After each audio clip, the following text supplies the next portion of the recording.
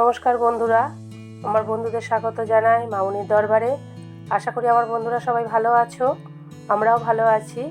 আজ একটা নতুন ভিডিও নিয়ে আমার বন্ধুদের সামনে আমি চলে এসেছি। আজকে আমরা একটু বেড়াতে যাচ্ছি। তা কোথায় যাব বেড়াতে, চলো তোমরা সাথে থাকো আর দেখতে থাকো। আমরা বেরিয়ে পড়েছি। এখান থেকে অটো ধরে নিয়ে আমরা একটু মিষ্টির দোকানে যাব, একটু মিষ্টিও কিনবো। সেখান থেকে একটু মিষ্টি কিনে নিয়ে এবার সেখান থেকে আমরা আবার গাড়ি ধরেছি, সেটা তোমাদের সামনে আর দেখানো হয়নি। আমরা গাড়ি ধরে আমরা চলে গেছি পুরো সোজা দেউলটি। মনে হচ্ছে যেন না উড়োজাহাজে করে গেছি। দেউলটি থেকে মিনিট 5 হেঁটে আমরা এখান থেকে টোটো নিয়েছিলাম। এই টোটো করে আমরা এগিয়ে যাচ্ছি যে জায়গা যাবার উদ্দেশ্যে আমরা বেরিয়েছি বাড়ি থেকে। আমাদের পিছনে সমস্ত গাছপালা বাড়ি ঘর সব পড়ে রইল। আমরা চললাম এগিয়ে, এসে নেমে পড়েছি আমরা সেই জায়গায়। গ্রামটার নাম হচ্ছে সামতা। তা বাড়ির সামনেই এসে নেমেছি প্রায়। ওই দেখো দাঁড়িয়ে রয়েছে আমার ভাগনা, কোমরে হাত দিয়ে দাঁড়িয়ে, নাতি পকেটে হাত দিয়ে দাঁড়িয়ে, মানে আমাদের স্বাগতম জানাবার জন্য তারা দাঁড়িয়ে রয়েছে। আমাদের পৌঁছতে না অনেকটা দেরি হয়ে গেছিলো। আমরা ওই জন্যই সবাই হাসাহাসি করছিলাম যে এতটা দেরি করে আমরা গেছি কুটুম বাড়িতে। একদম দুপুর হয়ে গেছিলো পৌঁছতে, মানে দুপুর প্রায় 2টো বাজে আমরা গিয়ে পৌঁছেছিলাম। আর এটা হচ্ছে ছোটো নাতি, সে এখন বাটি করে কি খাচ্ছে বলো তো, এটা খেজুরে ঝোলা গুড় খাচ্ছে আর কম্পিউটারে বসে বসে গেম খেলছে। আর এই হলো আমার বড় ননদ, যিনি দাঁড়িয়ে রয়েছেন, আর বসে রয়েছে আমার ভাগনা বউ। আমরা গিয়ে একদম মানে একটু গল্প করেই আর কি বসে গেছিলাম, ডান হাত নিয়ে পাতে বসে গেছিলাম। তা আমাদের ছেলেদের যারা খেলো তারা চেয়ার টেবিলে খেয়েছে, সেটা তো দেখানো হয়নি। তাদেরও দেওয়া হয়েছিল, শুধু যে আমরা খেয়েছি তা কিন্তু নয়। আমরা সবাই রান্নাঘরেই গল্প করতে করতে বসে বসে খেলাম। আবার খেয়ে দেই আমরা একটু বসিনি, আমরা বেরিয়ে পড়লাম একটু এদিক ওদিক যেগুলো ঘুরে দেখবো বলে, সেই উদ্দেশ্যেই বেরিয়ে পড়লাম। যে বসে থাকলে তো সময় চলে যাবে, বুঝতেই পারছো। তাই আমরা বেরিয়ে পড়েছি সেইগুলোই দেখার জন্য। এখানে দেখো লেখাই রয়েছে সামতা শরৎচন্দ্র চট্টোপাধ্যায়ের লাইব্রেরি এটা। এবার নিশ্চয়ই আমার বন্ধুরা বুঝতে পারছো যে আমরা কোন জায়গায় এসেছি। অনেকেই হয়তো জানো বন্ধুরা যে শরৎচন্দ্র চট্টোপাধ্যায়ের এখানে যখন লাইব্রেরিটা দেখতে পেয়েছো, তাহলে এখানে রয়েছে আমাদের শরৎচন্দ্রের বাড়িও, সেটাও আমরা দেখব। দেখছো দুটো নিজের মতন খেলে বেড়াচ্ছে, দেখো ওই দেখো দেয়ালে বসে রয়েছে, দেখো কি সুন্দরভাবে এদিক ওদিক দেখছে। এখানে নাকি প্রচুর হনুমান, জানো তো। বলছে ক্ষেতের নাকি সবজি তুলে নিয়েও চলে আসে, আবার বাড়িতে যদি কারো সবজি থাকে না, সবজি ফল, সেগুলোও তারা নিয়ে এসে তাদের নিজের মতন করে আর কি সব নিয়ে এসে খেয়ে নেয়। দেখছো শরৎচন্দ্রের নামে এখানে না স্কুল রয়েছে। আমরা হেঁটে চলেছি, পুকুর রয়েছে, বেশ হালকা রোদ পড়ছিল গায়ে, বেশ ভালোই লাগছিল শীতের রোদ। সবাই মিলে এগিয়ে গেলাম নারায়ণ নদীর দিকে। দেখি নদীর পাড়টা হেঁটে আমি আগেও এসেছি, কিন্তু আমি ওইভাবে নদীর পাড়ে কোনো দিনও ঘুরিনি। তাই জন্য এখন যেহেতু সবাই মিলে এসেছি শীতের বেলা, সবাই মিলে নদীর পাড়ে ঘুরে দেখব যে কীরকম জায়গাটা, আর তোমাদেরকেও দেখানো হবে। সব থেকে বড় একটাই উদ্দেশ্য যে আমার বন্ধুদেরকেও আমি দেখাতে পারবো যে আমি কোথাও এসেছি, ওই জন্যই গেলাম। দেখছো মাটির রাস্তা কি সুন্দর, দেখো দুধারে গাছপালা, কত অক্সিজেন বলো গ্রামে, যেটা আমাদের শহরে নেই। কত সুন্দর দেখো ভেরিটা, দুধারে এরকমই সমস্ত গাছপালা ক্ষেত। দেখতে দেখতেই আমরা এগিয়ে যাচ্ছি। আমরা হাঁটতে হাঁটতে এসে পৌঁছে গেলাম রূপনারায়ণ নদীর ধারে। এসে দেখছি কত মানুষজনের ভিড়, কত স্টল দিয়েছে, আইসক্রিমের স্টল, পুতুলের স্টল টলে অনেক কিছু দেখলাম স্টল দিয়েছে। এত মানুষের ভিড় কেন বলো তো? এখানে না পিকনিক হচ্ছে, বিভিন্ন জায়গা থেকে বিভিন্ন মানুষজন এসেছে পিকনিকে আনন্দ করতে সবাই। কিছুজন মানুষের আবার দেখলাম যে মাথায় হেয়ার ব্যান্ড করে ফুল লাগিয়েছে, মনে হয় আশেপাশে কোথাও ফুলের চাষ হয়, ওখান থেকে ও ঘুরে টুরে তারা এসেছে হয়তো মাথায় ফুল লাগানো। তা আমরা যাই হোক ওখান থেকে হাঁটতে হাঁটতে আমরা রূপনারায়ণ নদীর একদম ধারে এলাম। এত সুন্দর লাগছিল রূপনারায়ণ নদীটা দেখতে, কি বলবো। এই রূপ মনে হয় ফেটে পড়ে বর্ষাকালে, তার রূপটা মনে হচ্ছে দেখা যায়, এত ভালো লাগছিল। একপাশে ক্ষেত রয়েছে, মাঝখানে রাস্তা, আবার ওদিকে নদীর পাড়, নদীর পাড়ে পিকনিক, মানে সব মিলিয়ে বলে বোঝানো যাবে না, এত সুন্দর এত সুন্দর লাগছিল। তা বলে বোঝানো যাবে না তোমাদের। তারপরে আমাদের এদিকে সব ঘুরতে দেখতে একটু সময় চলে যাচ্ছিলো। দেখলাম সূর্য মামাও তার যাবার পাটে নেমে গেছে। তাই জন্য আমরা বললাম না, শরৎচন্দ্রের বাড়িটা এবার ঘুরে আসি।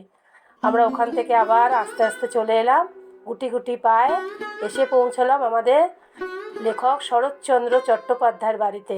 এসে দেখছি ওখানেও মানুষের প্রচুর ভিড়। মনে হচ্ছে কি যে শরৎচন্দ্রের বাড়িতে মনে হচ্ছে কোনো অনুষ্ঠান চলছে, এখানে মানুষ এত ভিড় করেছে, কোনো নিমন্ত্রণের ব্যাপার আছে, মানুষজন খেতে এসেছে, মানে এরকম মনে হচ্ছিল বাইরে থেকে। কোনো ফুল দিয়ে সাজানো তো, সেরকমই মনে হচ্ছিল। না, এখানে কোনো অনুষ্ঠান সেরকমভাবে নয়, যেহেতু এখানে পিকনিক চলছে আবার মেলাও রয়েছে, দুটো মিলিয়ে একসঙ্গে মানুষজন তাই জন্য এসেছে শরৎচন্দ্রের বাড়িটাও দেখতে। এখানে তার বাড়ি রয়েছে, আর যেখানে এসেছে সামটায় তার বাড়িতে যাবে না, এটা কখনো হয় বলো? তাই জন্য সবাই এসে গেছে। দেখছি শরৎচন্দ্র চট্টোপাধ্যায় কোথায় বসতেন, কোথায় শুতেন, ওনার ঠাকুরঘর, মানে সবটা দেখবার জন্য। তাদের সঙ্গে আমরাও দেখলাম, বেশ ভালোই লাগছিল। মনটা শুধু খারাপ হলো কোথায় জানো তো, ঘরের তালাগুলো না দেখলাম খোলেনি। এত মানুষের ভিড় তো, কি সুন্দর পরিপাটি করে বিছানা গোছানো, যদি নোংরা করে ফেলে, ঘরদোর নোংরা করে ফেলে। যাই হোক, ওখানে বাইরে থেকে চপ্পল খুলেই ওপরে উঠতে দিচ্ছিলে। যারা দেখাশুনো করে দেখলাম খুব পরিষ্কার পরিচ্ছন্নভাবে রেখে দিয়েছে। তারপরে ভাবলাম না, ভালোই করেছে, তালাটা খোলেনি, নাহলে হয়তো এই পরিষ্কার জিনিসটা হয়তো থাকতো না। মানুষজন এটাতে হাত দিত, ওটাতে হাত দিত, একটা তো অগোছালোর ব্যাপার হয়েই থাকে না। কি সুন্দরভাবে, এত সুন্দর গোছানো, এটাও তোমাদের আমি মানে মুখে বলে বোঝাতে পারবো না। এটা নিজের চোখে যারা দেখেছে না, তারা বুঝছে যে কি সুন্দর জিনিসটা। শরৎচন্দ্রের সমস্ত কিছু ওখানে রয়েছে আর কি বলা যায়। আর বাড়িটা মনে হয় আগে মাটির বাড়ি ছিল জানো তো, পরে মনে হয় ইটের তৈরি করেছে, দুতলা করেছে, ঠিক জানি না। তারপরে আমরা ওপরটা ঘুরলাম, বারান্দা দেখলাম বেশ সুন্দর। ওখানে একটু ছবিও তুলেছিলাম। একটু শরৎচন্দ্রের বাড়ি এসেছে, ছবি তুলবো না, এটা কখনো হয়? তারপরে আমরা আবার নিচেটা নেমেছিলাম, নেমে সেখানেও দেখলাম যে গোয়াল ঘর রয়েছে। ইচ্ছে হলো একটু গোয়াল ঘরে ছবি তুলি, তা সেখানেও আমরা ছবি তুলেছিলাম। তা গোয়াল ঘরটা ওরকম মনে হয় গোয়াল ঘর হয় না, তা গোয়াল ঘরটা মনে হচ্ছে পরে ওরা মেনটেনেন্স করে ওরকম করে গোয়াল ঘরটা করেছে তৈরি। আগের গোয়াল ঘর তো আর নেই, সেটা হয়তো ভেঙে গেছে। তবে আমি বলবো বন্ধুদের, যদি শরৎচন্দ্রের বাড়ি ভালোভাবে ঘুরে দেখতে চাও, কোনো অকেশনে আসবে না বা ছুটির দিন দেখে আসবে না, কোনো অন্য টাইমে এসে দেখলে খুব ভালোভাবে দেখতে পাবে। কারণ আমরাও কিন্তু অন্য টাইমে এসে দেখে গেছি, ফাঁকায় খুব সুন্দর। আর যিনি দেখাশুনো করে ওনাদের বললেই ওনারা একটুখানি তালা খুলে ব্যবস্থা করে দেয়, ভেতরে ঢুকে দেখতে পারবে। আমরা এবার বেরিয়ে পড়লাম আবার মেলার জন্য। মেলাটা দেখতেই হবে, আর যার জন্য এসেছিলাম সে দুটো জায়গা তো ঘোরা হয়ে গেছে। এক নম্বর হচ্ছে বর্দির বাড়ি, আর 2 নম্বর হলো লেখক শরৎচন্দ্র চট্টোপাধ্যায়ের বাড়ি। এবার ওনার নামেই যে মেলা, যেটা প্রত্যেক বছর হয়, 1 সপ্তাহ ধরে চলে, সেটাও তো দেখতে হবে। তাই জন্যই তো আশা, আমরা দেখব আর তোমাদেরকেও দেখাবো। বিশাল বড় জায়গা নিয়ে মেলাটা হয়, সেটা তো আর বলার কিছু নেই। আর মেলাতে একটা বিশাল সাংস্কৃতিক অনুষ্ঠান হয়, সব রকম অনুষ্ঠান হয়, নাচ গান, শ্রুতি নাটক, তারপর বাইরে থেকে সব আর্টিস্টরাও আসে, সেলিব্রিটিরা আসে, খাবারের দোকান রয়েছে, সেটাও দেখলাম। কি নেই সেখানে, বাদাম ভাজা থেকে শুরু করে কটকটি, খাজা, গজা সবই রয়েছে। সাউথ ইন্ডিয়ান খাবার রয়েছে, মোগলাই খাবার রয়েছে, চাইনিজ খাবার রয়েছে, কি নেই, সবই রয়েছে। খাবারের আর বলার কিছু নেই। এবার মেলাটা টুকটুক করে ঘুরলাম। ইচ্ছে ছিল একটু, কি বলো তো বন্ধুরা, যে ওই যে অনুষ্ঠানটা হয় না, ওখানে দাঁড়িয়ে একটু দেখবো, কিন্তু সেটা হয়ে ওঠেনি জানো তো। আমরা যখন গেছিলাম দেখছিলাম বেশ বাচ্চারা নাচ করছে, এত ভালো লাগছিল। যেহেতু হাতে বড্ড সময় কম, ওই জন্য আমরা মেলাটা দেখার জন্যই আবার ওখান থেকে বেরিয়ে আসতে হলো। অনুষ্ঠানটা ছেড়ে মেলাটা দেখলাম টুকটুক করে ঘুরে ঘুরে, আর কিছু জিনিসও কিনেছিলাম মেলা থেকে একটু। আর আজকে যেহেতু ফিরবো, আর এই মেলা দেখতে গেলে একটা রাত যদি থাকতাম খুব ভালো হতো। বলেছিল বর্দি, বলেছিল ভাগনা, বলেছিল ভাগনা বউ, বলেছিল নাতিরা, বলেছিল, কিন্তু না, অসুস্থ বাড়িতে গেছি, জামাইবাবু অসুস্থ, সেটা তোমাদের দেখানো হয়নি। তাই জন্য আর থাকবো না, ঠিকই করেছিলাম। তারপরে এই মেলাটায় একটু ঘুরে জিলিপি কিনলো ভাগনা, সেটাও একটু খেয়েছিলাম। আর একটু আইসক্রিম না জিনিসটা জানো তো, বেশ সুন্দর আইসক্রিমেরই মতো। নাতি বললো খেয়ে দেখো না, খুব ভালো, লোভ আর সামলাতে পারি, তা সেটাও খেয়েছিলাম, বেশ ভালো। কিন্তু আমাদের দেখানো হয়নি, দেখাবো কী করে বলো তো, আমার ক্যামেরাম্যানই তো খেতে ব্যস্ত ছিল, জিলিপি খেতেও ব্যস্ত, আবার ওটা খেতেও ব্যস্ত, আমার পেটে উড়া যায়, ওই জন্য তোমাদের দেখানো হয়নি। বন্ধুরা, আমার এই ভিডিওটা যদি তোমাদের ভালো লেগে থাকে তাহলে একটু লাইক, কমেন্ট আর শেয়ার করে দিও। আর বন্ধুরা, সাবস্ক্রাইব করতে কিন্তু ভুলবে না, তোমাদের একটা সাবস্ক্রাইব আমার এই চ্যানেলটা একটু এগিয়ে যাবে, তোমাদের সাহায্য আমার খুব দরকার।